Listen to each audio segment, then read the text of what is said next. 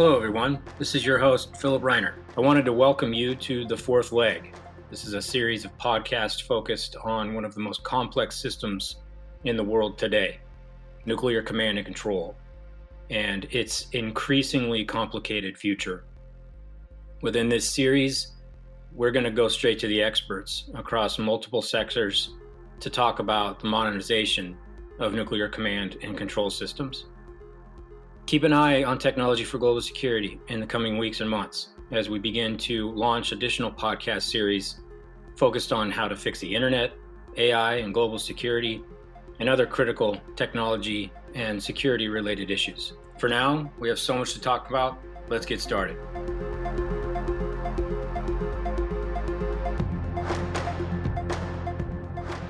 For today's podcast, we are joined by our colleague Peter Hayes from the Nautilus Institute.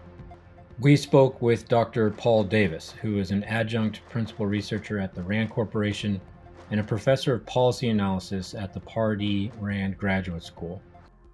Paul was a senior executive in the Office of the Secretary of Defense before joining RAND, and his research includes strategic planning with a focus on strategic defense planning, decision-making under uncertainty, deterrence theory, and advanced methods of modeling and analysis. He's published works across a broad range of subject matter.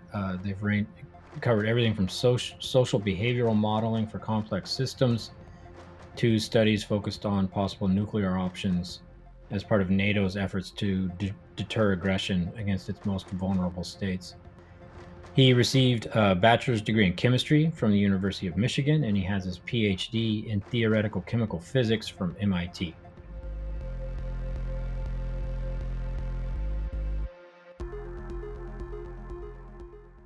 Well, thank you again, Paul, for making time to join us today for the podcast. We've had a number of conversations now that have covered all 9 nuclear weapon states, country profiles. We've talked about NC3 through the prism of systems engineering, complexity. But I found your paper presentation back in January really coming from a bit of a different angle on this, more of a policy-oriented approach. And wanted to ask if we could just right off the top, if we could have you walk the listeners through kind of the argument that you make in your piece, and we'll get to the conclusions as well, but kind of how you frame it, how you're thinking about NC3 in this paper.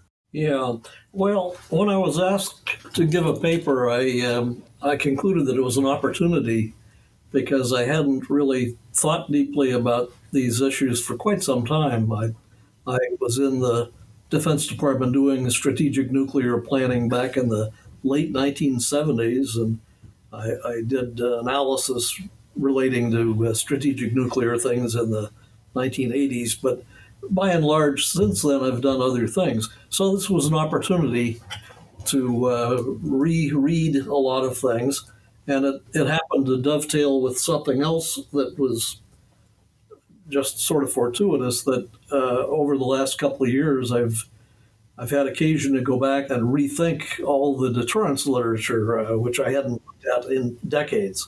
I wrote a paper that reviewed Cold War deterrence theory and then was relating it to more current matters.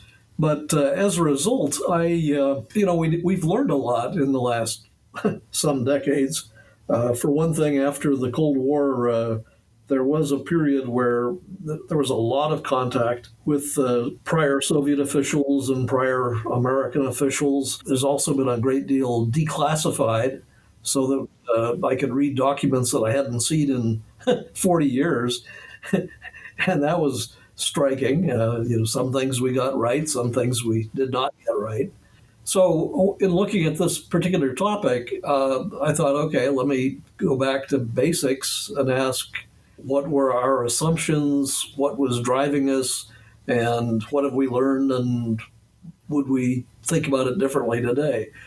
So I was really struck as I reviewed both what had been written and what I remember thinking and doing myself. And during the Cold War, our emphasis dealing with nuclear command and control was almost entirely on things like the certainty, the absolute, no kidding, unquestioned, assured retaliation even for a bolt from the blue, even under really very bad case conditions. Also, it was assumed that we had to do it very quickly, and that it was a real problem that the president would be getting information and he'd have to make decisions within minutes. Uh, and so in our technical work, we were very concerned about, again, absolute confidence, and that meant that we were very interested in things like redundancy. Back then, it was a an article of faith that all systems should have no common sources of error, that things had to work. We planned our nuclear forces so that even if we lost a leg of the triad or even two legs of the triad, we would still be able to retaliate. I mean, it was just very, very conservative, focused on this, reliability assurance and redundancy and so forth, and again, very timely and very effective. So, looking at it in the modern era, I think this is really a different century. Everything has changed. The notion of a apocalyptic style bolt from the blue attack seems to me absurd today. Uh, Back in the Cold War, you could argue about it. The Soviets never did believe in a bolt from the blue attack, but the U.S., I would say virtually everybody in the enterprise was very concerned about that. That was our planning case. But today, we certainly could be attacked, and nuclear war would be very bad and so forth. But a full scale attack to try to disarm us or destroy us that came out of the blue just seems absurd.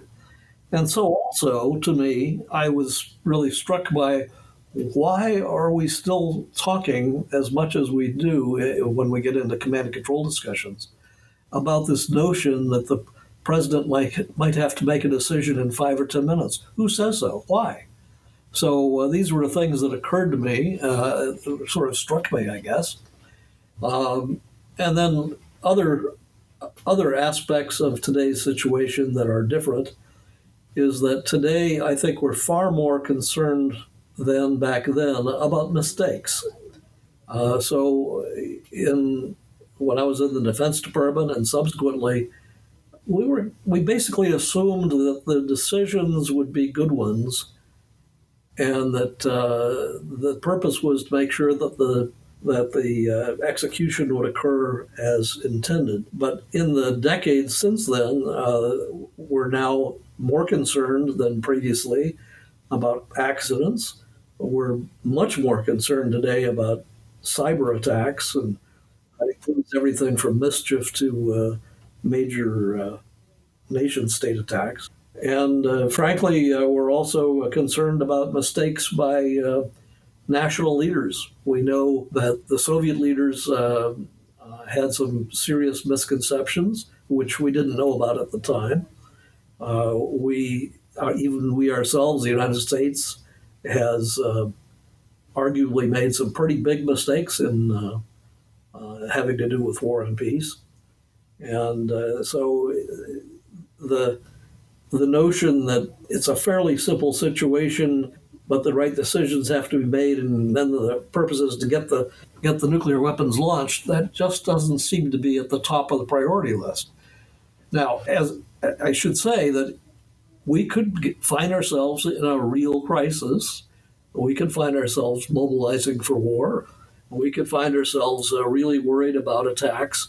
And under those circumstances, we would want to be every bit as streamlined and accurate and absolutely certain and so forth as we were back then. But I just don't see it as a necessary thing day to day, except to the extent that if you're sloppy day to day, you may be sloppy when you need to be fine tuned. So I'm trying to.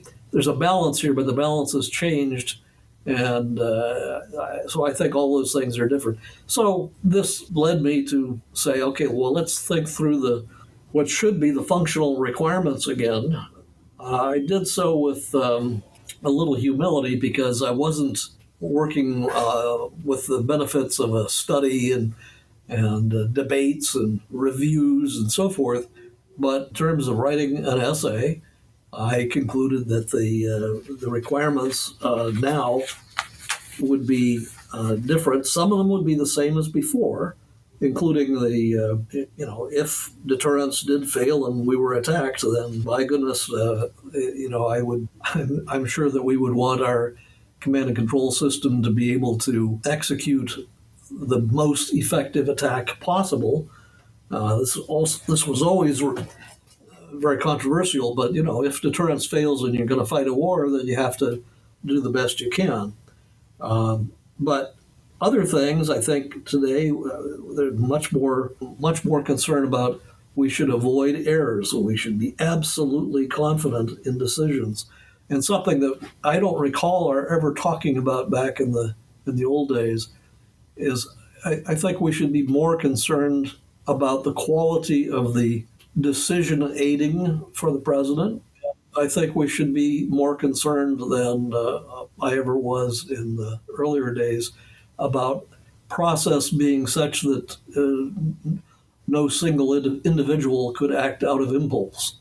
Now, interestingly, we learned at the conference that this was conventional wisdom in other countries for many years, but not in the United States. We have a culture, not just in the military, but more generally, that if you get into a big problem, the president has the tough calls and whatever he says goes and you do it. Well, when you're talking about an apocalypse, you really may want to rethink that because we now know that there have been a number of leaders over time that have been unwell or worse.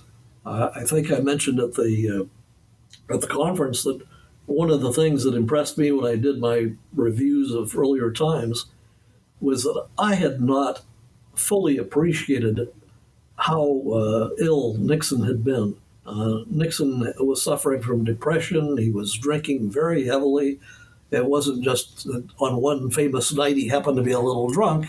He was drinking heavily, consistently, and we basically didn't have a president for important decisions for a while. Brezhnev was, of course, very, very ill and old and weak, and Andropov was whether he was clinically paranoid, I have no idea, but he was very concerned about a first strike from the United States, and since that didn't make sense, you have to wonder about his mental health.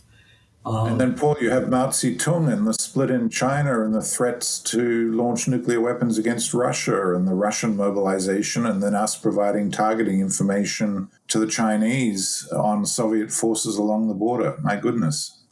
Absolutely. Now, I don't know as much about those as probably you did because I was never really involved in those. So when I was doing my own reviews of things, I tended to look at things that I knew something about and could sort of check the veracity of what I was reading. Yeah. So whereas in the old days, I just do not believe we spent much time at all worrying about either our leaders acting too impulsively or about the need for I hate the phrase collective decision making because I've always tended to be action oriented, and committees are not my favorite species. But it's different if you're talking about anything short of a crisis that is built up. Congress has already been well informed that there may be war, and you're acting under those circumstances is one thing. But in anything short of that, I think we would want to have more processes, more checks, and we should remember that we should not be going to war, according to our Constitution, without congressional approval. Now, Congress has abdicated responsibility for that, which is unconscionable. But again, thinking things through fresh, it's one thing for the president to act decisively, quickly in an emergency when time is of the essence. But going to nuclear war and probably the obliteration of civilization, it does strike me that not only is this not a one-person decision, but it should at least include discussion with consultation with Congress. If not at the time of decision, then in the time before we got to that point. These are all different spins on the situation that came to my mind as I was writing this up. I did not reach ultimate conclusions because, as I said, if with the benefit of the study, you'd find all the pros and cons and you'd find the corners. But I do think that my inclinations would stand. It would be a matter of details. Well, and I think, Paul, what was really striking about the presentation you made in the paper itself was, one of the things that we've been thinking about discussing and actually have gone back with queries on is essentially what you're asserting, and you even say it explicitly. It has long since been time to reconceive the actual system. You had General Hyten about a year ago issue this call for external commercial inputs for the next gen US NC3 architecture. They're thinking hard and they're thinking, I think, systematically about how to go about that. But what you've posited here is an assertion that there needs to be first order policy decisions made in order to direct said architecture. Is it your sense that those policy decisions have actually been deliberated upon and decided upon to give that direction to a next-gen architecture, or is that? I don't believe so, but I cannot speak with authority on it. I'm not currently well connected with the very few people who would know, but I doubt it. Paul, just before we get into the sort of nitty-gritty of modernization and all the trade-offs and dilemmas, I just want to go back to, how can I put it? I'm curious about the moral and political calculus that people had who were in the command hierarchy. There's such a, with hindsight, we can see perhaps the justifications in terms of the, mortal threat to democratic states of the Soviet Empire, but there were those who were actually strongly opposed to the Soviet Empire, but didn't share the moral and political calculus that basically ignored the potential for accident or for insanity or for sick nuclear commanders. Whether I'm not just talking about American commanders here. What do you think really accounted for that position, that we just didn't pay much attention in the United States to that dimension of nuclear decision making in that era? I'm sure it varied a lot with individuals and age and position. So back in those days, I was a young guy, and we focused on what we thought our job, our responsibility was, and even more so if you were say an Air Force officer in a silo out in the prairies. You were really focused on doing your job really, really well, and you didn't have a whole lot of time for philosophy. People at higher levels always did, to some extent, think about these things. President Nixon, for example, had discussions with Kissinger about the immorality of nuclear war, and unfortunately, we can't be sure that what was written down in the books actually transpired that way. But the impression conveyed by Kissinger about the impression conveyed to him by Nixon was that he would have regarded it as unconscionable to unleash death and destruction for a whole country. It's just overwhelming that how can one do this? Deterrence is another matter. If you want to deter the other side and you want to scare them and you want to convince them that bad things will happen, then you can prepare. But I do think that some of the leaders at the top certainly had their days when they worried about it, second-guessed it, and then went on and say, well, this is not going to happen because we're going to make sure it doesn't happen. We're going to be prepared. Everybody will be deterred and so forth. But so there was thinking at the Secretary of Defense level or the Chairman of the Joint Chiefs level. I know that some individuals cared deeply about these issues and were very worried about avoiding mistakes and things.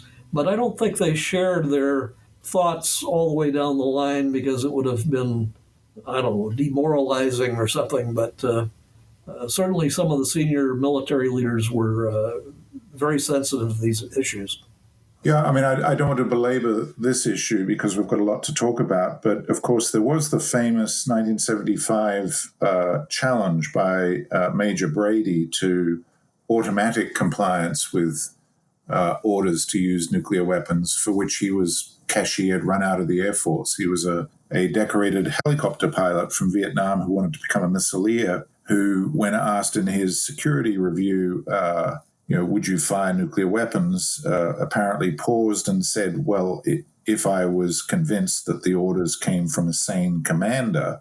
And for that, General Doherty at the time, head of SAC, the commander of Strategic Air Command, had him court-martialed. And General Doherty's view was that the psychological climate at the time required automatic compliance all the way down the hierarchy, and that was a necessary attribute of strategic deterrence. And we've recently discovered that there were actually, in Britain, some trainees, some commanding officers of Polaris submarines who similarly balked at undertaking that mission. They went on to do other things in the British Navy or left. But they decided that they didn't want to be responsible for the targeting, so they just said no. So, there were people, not necessarily pink or red opponents of the United States or fellow travelers, of the Soviet Union who were taking a very different position in at least two nuclear weapon states at that time. Yeah, I mean these kinds of issues. We can go all the way back to the decision to use atomic weapons in World War II. That was hotly debated among very senior generals and officials, and there were very strong differences of views. So there are analogs that go way back. But anyway, the system. I think you said it right, that it was believed that the system had to be really tight and the discipline had to be very strong, and we couldn't have doubters in place at critical points or the system would not be assured. So, which is really interesting, Paul, because even in the paper you note that, quote, no one could be certain that NC3 would not be paralyzed in the event of, the necessity to retaliate. And it's fascinating that there was an environment where, that was probably even acknowledged, but maybe not spoken to.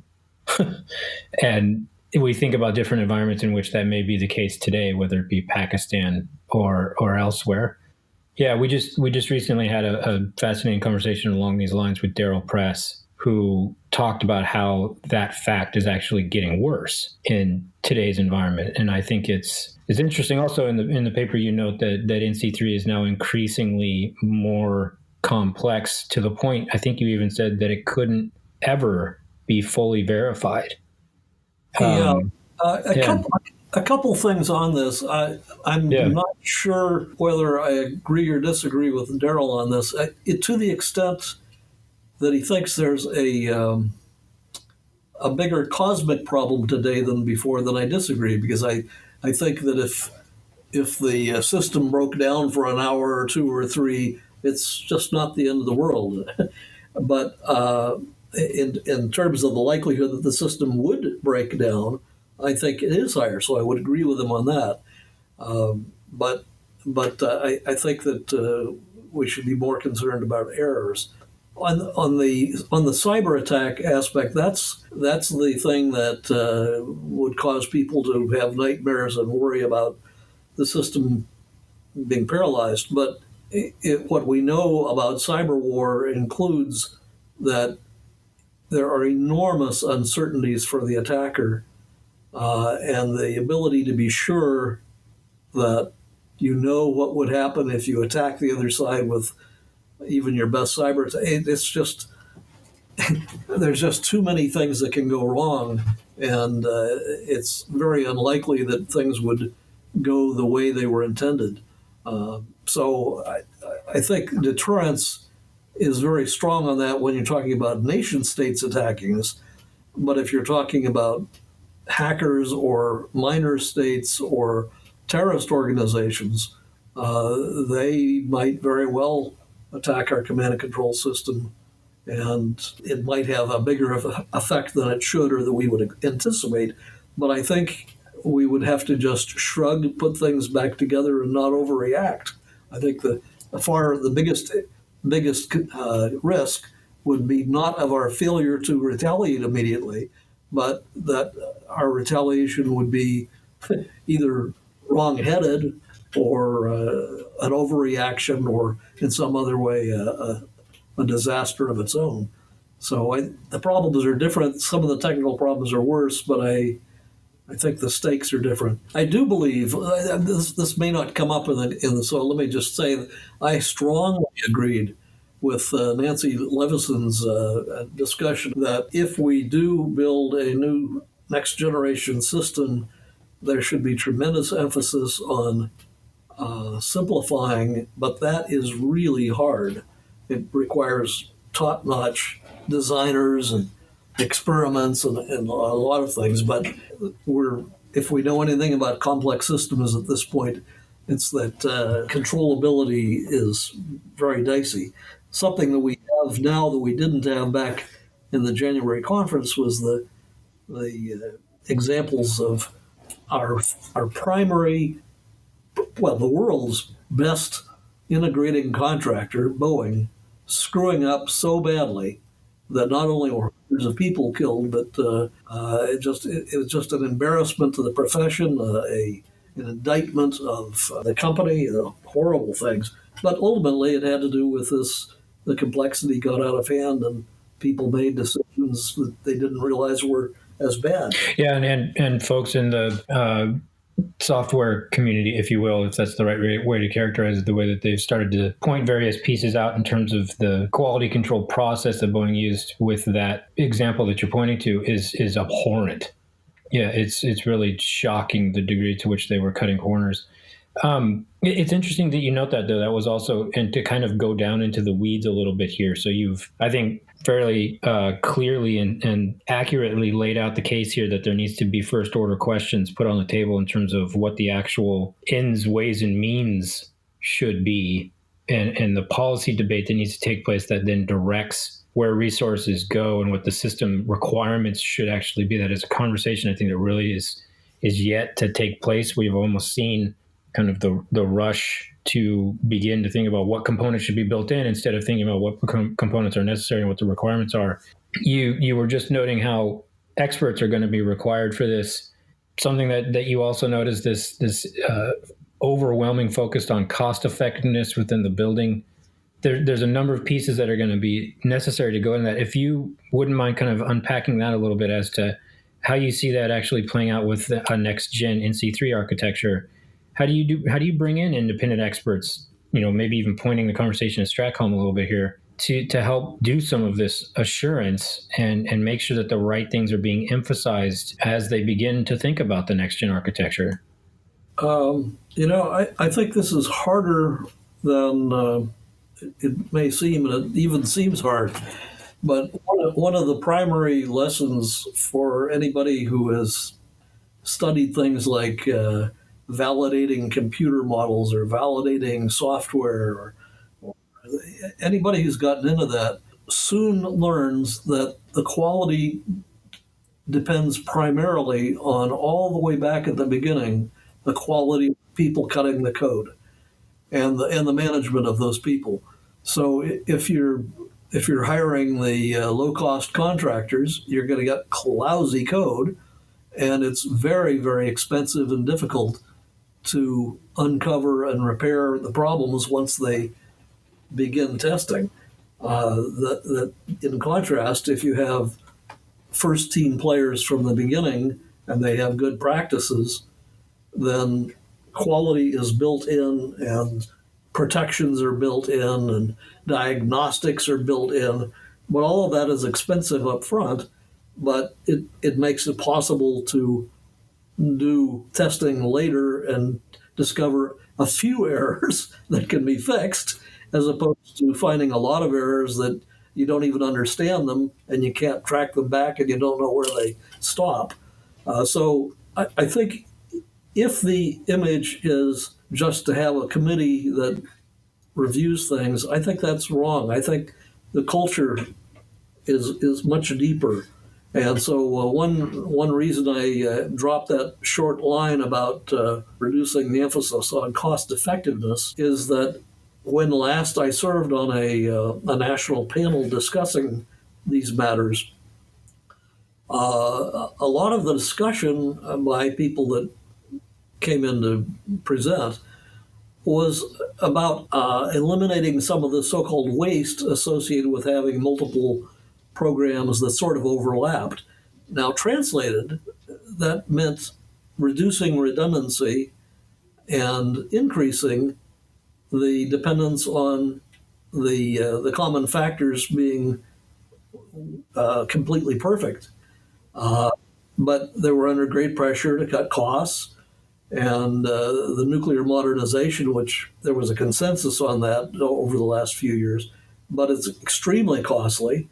And so if I were doing analyses of how to go about it, I would want the culture to recover some of the norms of past decades where the standards of excellence are really high, that you simply do not tolerate errors, that everything from the beginning is done as well as possible. And yes, you can save money, but it's not going to be saving money by reducing the number of independent components. It's going to be probably doing with fewer things or using modern technology where in some cases the technology is less expensive. So I'm afraid of cost cutters in this domain, even though as somebody who spent many years working on resource allocation issues, I'm all in favor of doing things at a lower cost when possible, but I don't want to sacrifice quality. If I could hone in on just one of those elements specifically, just to kind of give a case in point, your framework flags the necessity of good communications with the adversary, and you note that it's technical and cognitive. This is kind of in your tree diagram.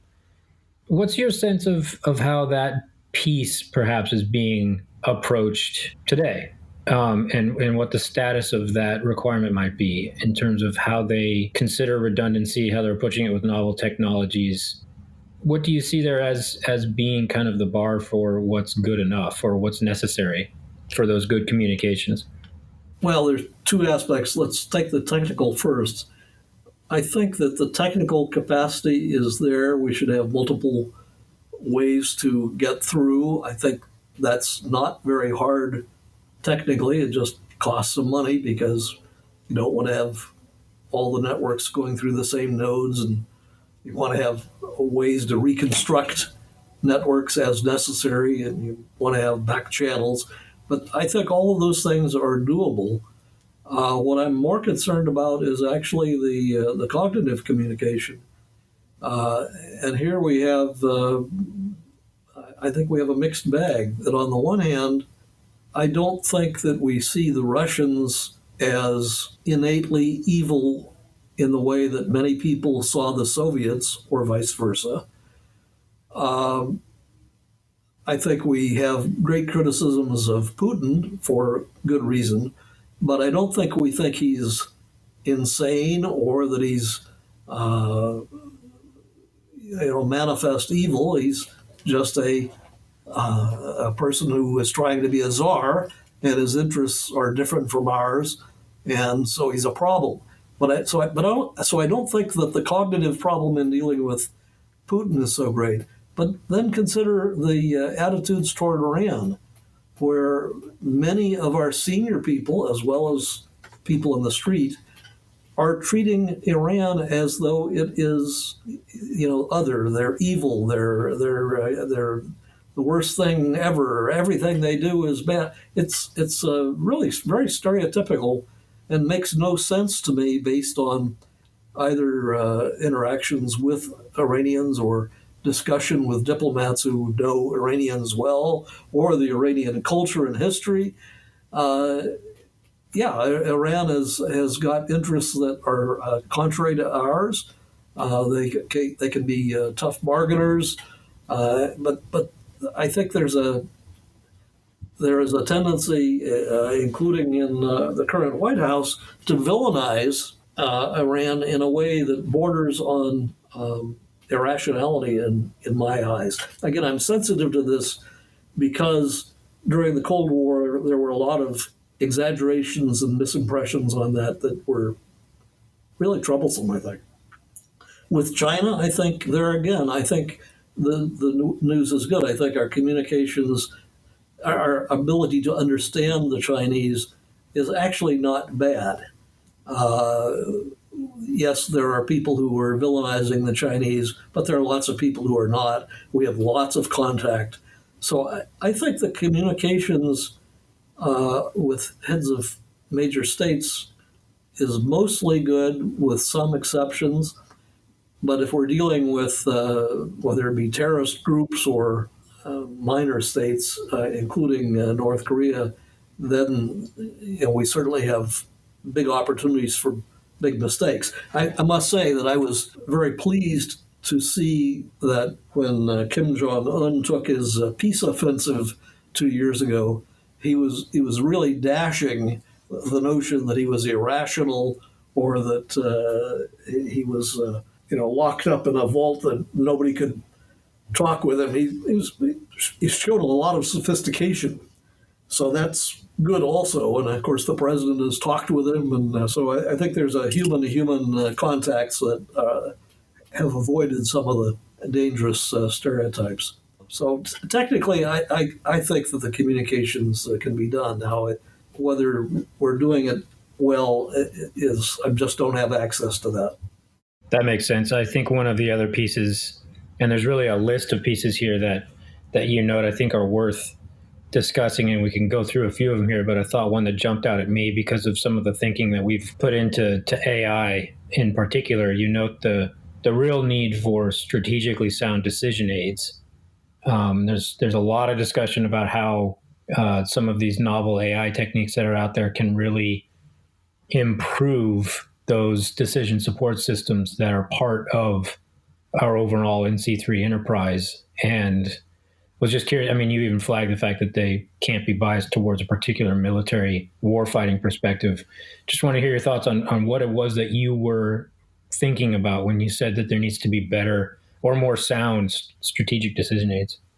Yeah, I didn't want to elaborate on that in the paper, but that was resurrecting a real bruise that I had from the Cold War. That late in the Cold War, I wrote a paper where I tried to think seriously about the circumstances under which either side would actually conduct a first strike. Not just on paper, not in the sense of a game or mathematics, but what would it take before somebody would actually, truly launch a first nuclear strike? And so I tried to get myself into the spirit of being a novelist, and I came up with a number of paragraph-long vignettes that I thought represented the way it could actually happen. Now, one of them, to my great joy, well, also sadness, is one of them was very much like the movie Red October, I think. I may be getting the movies mixed up, but the story was that there is a crisis. There are bombs going off, and this submarine commander knows that he is under trail by a submarine from the other side. He has lost communications with his capital, and he is absolutely dedicated to making sure that he does his job, and his job is to making sure that he gets his missiles off before everything goes bluey. So having gone through that exercise of what would it take for somebody actually to get into a nuclear war, one of the things that was interesting is that it had nothing to do with what analysts spent all their time doing, which was looking at the ratio of nuclear weapons before and after a first strike, Right, right. the advantage of going first. But there were many papers on that, and I did all those calculations myself, so I understood them. But it was like analysts going crazy, doing what they like to do, math, and ignoring all the things that should be going through the minds of decision makers. Now, then I also had an occasion from the Cold War, which is I was able to observe a war game, a very high level war game, in which the general officer playing president was presented with analysis. And the analysis was of the sort I'm describing. Well, if we go first, then the ratio afterward will be this, and if they go first, so there's these advantages in going first. Well, he was very polite to them. He sort of figuratively patted them on the head and said, "Well, thank you for your wonderful analysis." Then he completely ignored them and went back to the name of the game is getting out of this. We don't want to blow up the world. The job is to de-escalate or to avoid blowing up the world. And this was so striking that it shows the value of our senior officers going to things like the National War College and so forth. These are mature, serious people, but the analytic community was not helping. So if we define decision aids, I think that too many of the people would define decision aids as doing the calculations on how do we get advantage, even if it's a matter of we're completely destroyed or we're not quite completely destroyed, therefore that's good. I think the decision aids should be about things like, do we know what's going on? Are we sure of the facts? Do we know what would happen if we did this? It has to do with a lot of things other than counting weapons.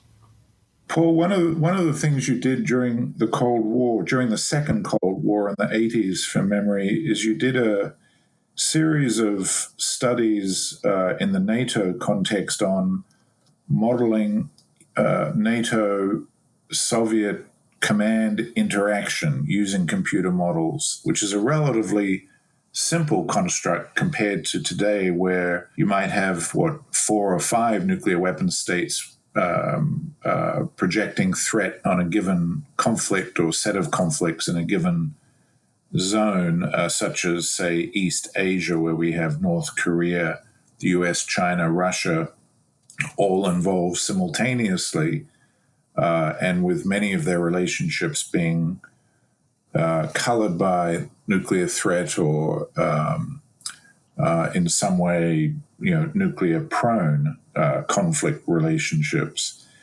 Now we have 9 nuclear weapon states. I don't think you could even begin to do a modeling using standard software from that era. Do you see any way to simulate the kind of complexity that decision makers in the real world now face? I'm thinking particularly of agent-based modeling and the kind of decision-making agents that, in a very simple manner, Alex Wellerstein's paper delivered at the same conference, really 7 or 8 different models of the actual step-by-step logic of decision-making in each state, which differs in each nuclear weapon state. Do you think one could actually do an agent-based computer simulation and thereby anticipate some of the complexity and acquaint decision makers with the kinds of chaos that they may be confronted with and have to manage? The answer is yes, but there's sort of a paragraph that goes with it. On the scale of things, I think that gaming is more efficient and more likely to get to real issues quickly. Gaming is expensive also, it's not cheap. But if we're talking about simulations with agent-based models and so forth, there is a tendency, and there always has been a tendency for those building the models to build in simple logics. So we say artificial intelligence, but it can be stupid artificial intelligence, or it can be wise. Hey, I mean, there's even the famous movie where the computer at the end of the story says, "Well, I've finally concluded that this is a war that should not be fought." And that was sort of a downer for the spirit of thinking of the computer as the chess player who's going to win the war.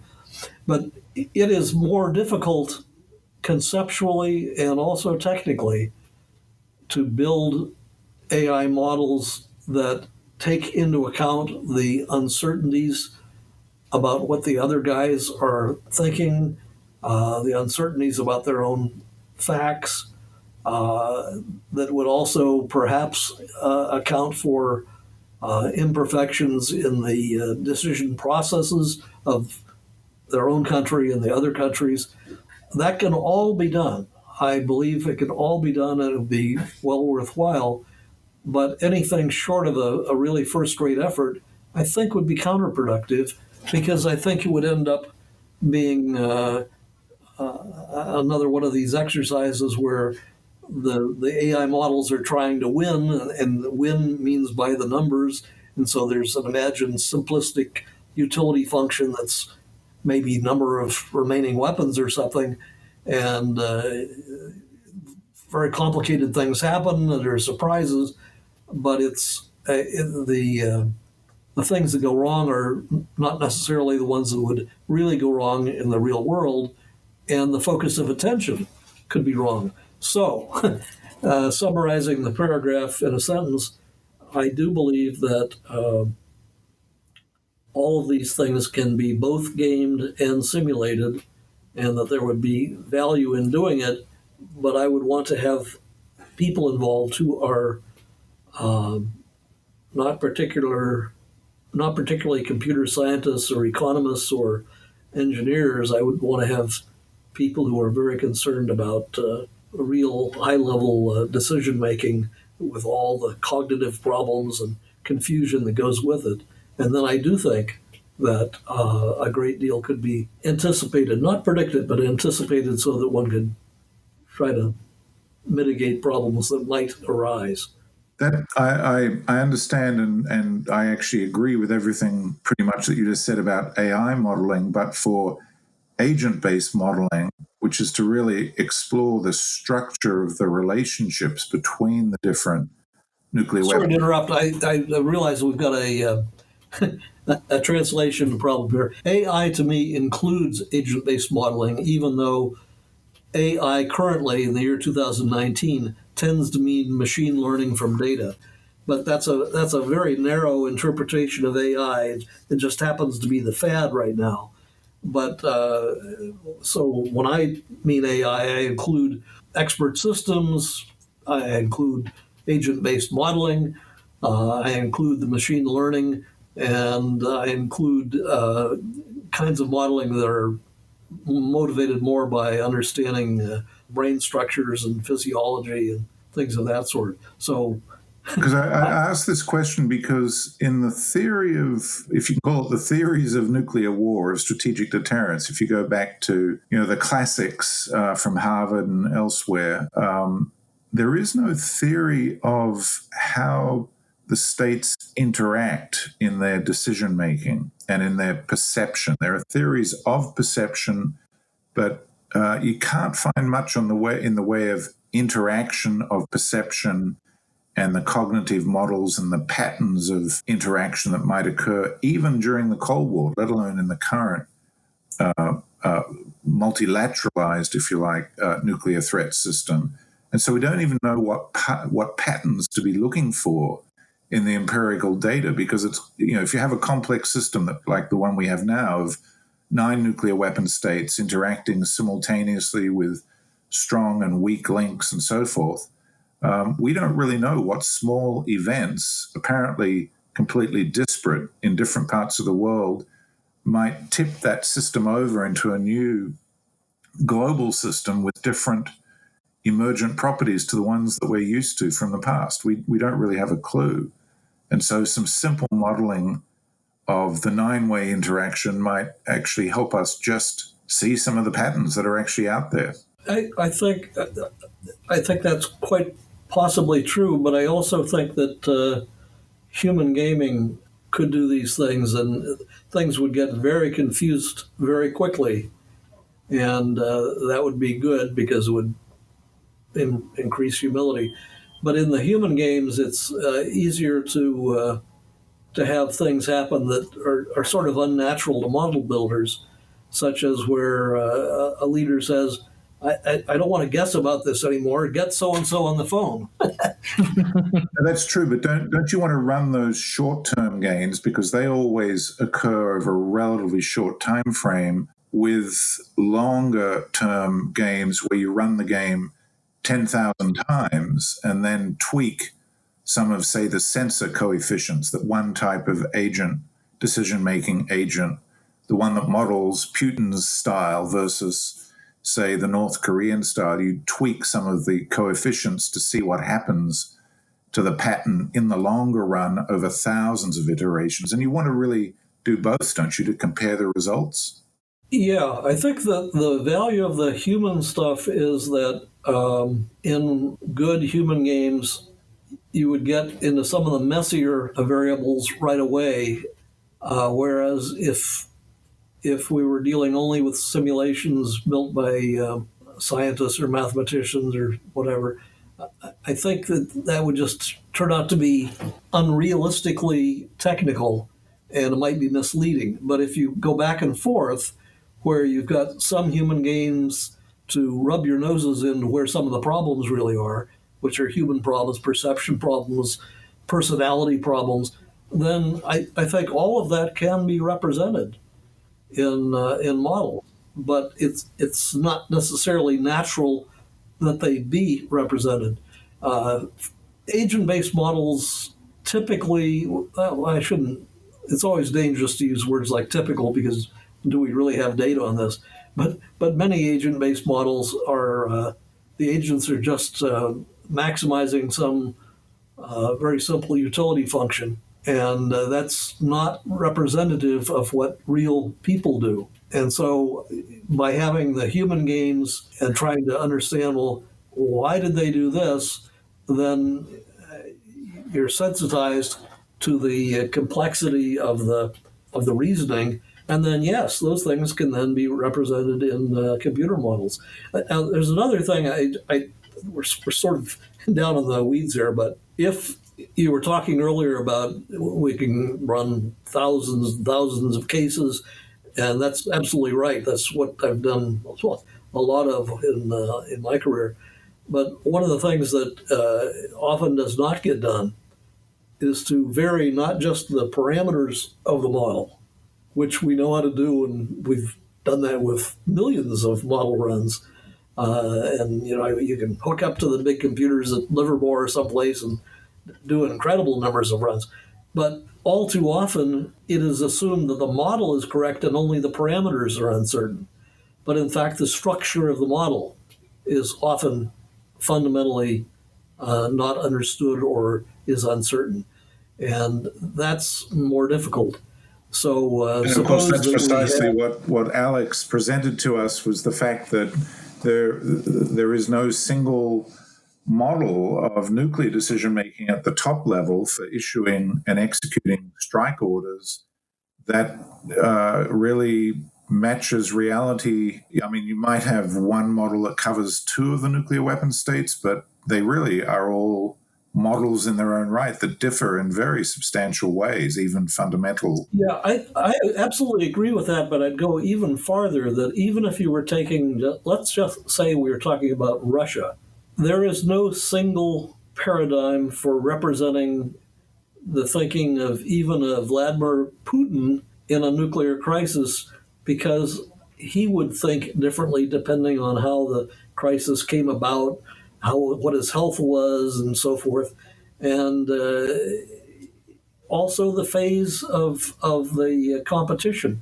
or the combat. When we were doing this kind of modeling back in the 1980s, One of the more interesting things we did was we had quite different models of the Soviet Union. To be simplistic, we started with a model of the Soviet Union that believed it could fight and win a nuclear war, because that was a very prominent view at the time. We also had a model that started with more Western-like, I suppose, but I would just say more rational. But it would understand deterrence theory. It really didn't want to have a nuclear war. It didn't think nuclear war was a very good idea at all. So we built both of these models, but then we tried to enrich them by making them, by giving them some brains, if you like. And what we discovered was that in the simulations, there could be a convergence of how they would behave if war went far enough. Because the more peace-loving Soviet leader would nonetheless conclude, well, if we're in World War III, we know from World War II that we have to persevere, we have to get through, we will survive somehow, we have to do all the things that we have to do, and then he turned to the hard-nosed military warfighting approach. Now, at the same time, the so-called warfighting Soviet model would actually back down in some circumstances, or it would de-escalate. So it was very much driven by circumstances and history, because we were assuming that they were not stupid. They were not stereotypes. That's just they had sort of maybe predilections.